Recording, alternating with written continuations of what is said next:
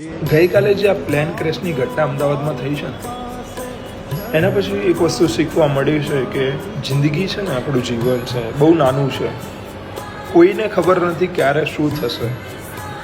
એમાં ઘણા બધા લોકોએ પોતાનો જીવ પણ ગુમાવ્યો છે એ પ્લેન ક્રેશમાં, અને ઘણા બધા લોકો હજુ પણ હોસ્પિટલમાં દાખલ છે.